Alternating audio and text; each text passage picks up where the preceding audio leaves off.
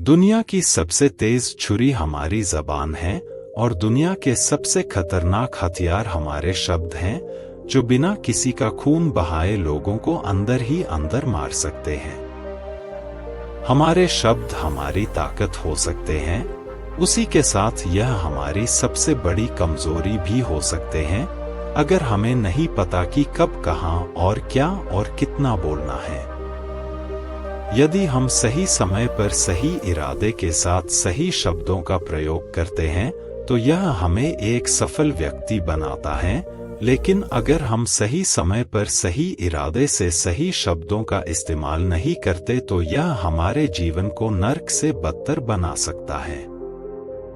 तो चलिए जानते हैं एक कहानी के माध्यम से चुप रहकर जीवन को कैसे बदला जा सकता है।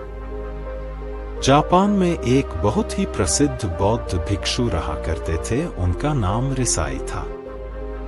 रिसाई अकेले रहते थे। दुनिया के शोर शराबे से दूर जंगल में वो रहते थे और वह बड़े ही ध्यानी और प्रभु भक्त व्यक्ति थे, इसलिए वह पूरे जापान में बहुत प्रसिद्ध थे। एक दिन एक राजकुमार रिसाई के पास आया और बोला, हे प्रभु, मैं हमेशा थका हुआ, निराश और परेशान महसूस करता हूँ। मेरा मन बहुत अशांत रहता है, हालांकि मेरे पास सब कुछ है। दौलत, शोहरत, सुख सुविधाएं जो हर व्यक्ति चाहता है या पाने की चाहत करता है, लेकिन फिर भी मेरे अंदर इतनी अशांति और चिंता क्यों है?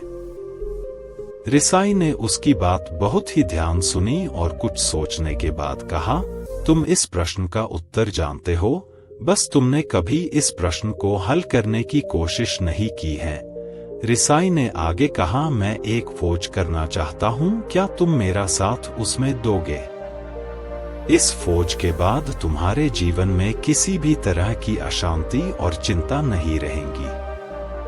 यह बात सुनकर राजकुमार बहुत खुश हुआ। उसने रिसाई से कहा, बताइए मुझे क्या करना होगा? अपने मन के शांति के लिए मैं कुछ भी करने को तैयार हूं। राजकुमार की बात सुनकर रिसाई ने कहा, तो फिर अगले 15 दिन तक मेरे आश्रम में रहोगे और एक सामान्य व्यक्ति की तरह अपना जीवन व्यक्तित्व करोगे और इन 15 दिनों में तुम अकेले और चुपचाप रहोगे, जितना हो सके कम बोलोगे। राजकुमार सहमत हो गया। पहले दिन राजकुमार को लगा कि उसका मन सामान्य से अधिक अशांत और विचलित है। उसके मन में तरह तरह के विचार आ रहे थे और वह आम लोगों की तरह जीवन जीने में असहज महसूस कर रहा था और उसे अंदर से बोलने की चाहत हो रही थी, लेकिन वह चुपचाप रहा। उसके मुंह से एक शब्द भी नहीं निकला। अगले दिन वह वैसे ही पूरा दिन चुपचाप बैठा रहा। अगले 2-3 दिन बस वह चुपचाप बैठे रहता, लेकिन रात होते होते उसे अंदर ही अंदर शांति का अनुभव होने लगा। उसके लिए यह अनुभव अजीब था। वह खुद से पूछ रहा था कि वह अंदर ही अंदर इतना खुश क्यों है। अगले दिन राजकुमार अकेला चुपचाप बैठा रहा और वह प्रकृति को निहारने लगा। वह पौधों को, फूलों को, आकाश में उड़ रहे पक्षियों को देख रहा था। वह अपने जीवन में पहली बार यह अद्भुत दृश्य महसूस कर रहा था कि उसके आसपास कितनी सुंदरता है। अब वह दिन भर प्रकृति की सुंदरता को निहारता रहता और ताजगी महसूस करते रहने लगा था। इसी तरह से 10 दिन बीत गए थे और उसके मन की सारी बेचैनी, सारी हलचल और सभी तरह के तनाव गायब हो गए। 11वें दिन की सुबह राजकुमार फिर से एकांत में बैठ गया और कुछ ही मिनटों में उसकी आंखें अपने आप बंद हो गई और वह गहरे ध्यान में चला गया। वह पूरे दिन वहीं पर ध्यान लगा के बैठा रहा और गहरे ध्यान में डूबा रहा। ना कोई शब्द, ना कोई चिंता। राजकुमार भीतर से असीम शांति और आनंद से भर गया। राजकुमार अपने बाकी के 4 दिन इसी तरह व्यतीत करने के बाद रिसाई के पास गया और उन्हें प्रणाम किया और बोला, हे भिक्षु महाराज, मुझे उत्तर मिल गया कि मेरे में इतनी उथल पुथल और चिंता क्यों था। मैं जान गया कि मेरा मन इतना अशांत और विचलित क्यों था। रिसाई ने मुस्कुराते हुए कहा, बताओ क्या उत्तर मिला तुम्हें? राजकुमार ने कहा, मैं जरूरत से ज्यादा बातें करता था। मैं किसी पर भी अपने शब्द और ऊर्जा व्यर्थ करता था। मैं दिन भर अपने लोगों से फालतू बातें करता और अकेले में उन्हीं लोगों के बारे में सोचता रहता था। ज्यादातर समय नेगेटिव बातें सोचता रहता और इस तरह से मैं अपना समय बर्बाद कर देता था। ज्यादा बोलने और नेगेटिव सोचने से मेरा मन अशांत और बेचैन हो गया था। इसी वजह से मैं किसी काम को ठीक से नहीं कर पा रहा था, जिसकी वजह से मैं हर काम में असफल होने लगा और फिर इन्हीं लगातार मिलने वाली असफलताओं की वजह से ही मैं उदास और चिड़चिड़ा हो गया। इन्हीं सभी चीजों के वजह से मेरा जीवन बर्बाद हो रहा था। यहाँ पर हुए 15 दिन मेरे लिए पूरी तरह से अलग थे। मुझे कुछ अलग ही एहसास यहाँ पर हो रहा था। अब मुझे ऐसा लग रहा है मैं अपना जीवन पूरी तरह से जी रहा हूँ, लेकिन इसके पहले मैं अपना जीवन गलत तरीके से जी रहा था। जीवन में खुद को जानना और समझना बहुत जरूरी होता है, जो मैंने पिछले 15 दिनों में अनुभव किया।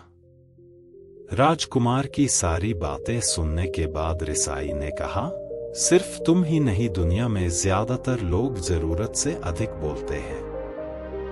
आज भी लोग ज्यादातर समय केवल दूसरों को नीचा दिखाने के लिए ही बर्बाद करते हैं। रिसाई ने राजकुमार को चुप रहने का महत्व समझाते हुए कहा, एक बार गौतम बुद्ध से उनके एक शिष्य ने पूछा, आप ज्यादातर चुप क्यों रहते हैं?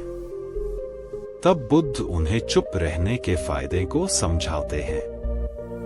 चुप रहने से व्यक्ति अंदर से अनंत शांति और गहराइयों में होता है। मौन अपने भीतर उतरने की पहली सीढ़ी है। मौन के बिना खुद को जानना असंभव है।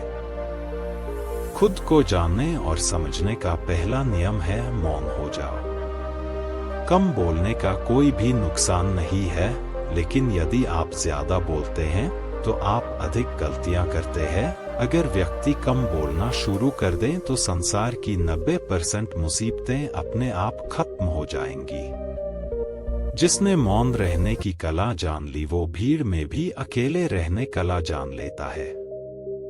एकांत में तो आदमी आनंदित रहता है, दूसरों की उपस्थिति ही तो बेचैनी पैदा करती है।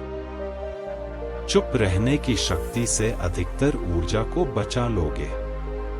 इस कहानी से हमें यह सीखने को मिलता है कि चुप रहने में भी एक अद्भुत शक्ति होती है।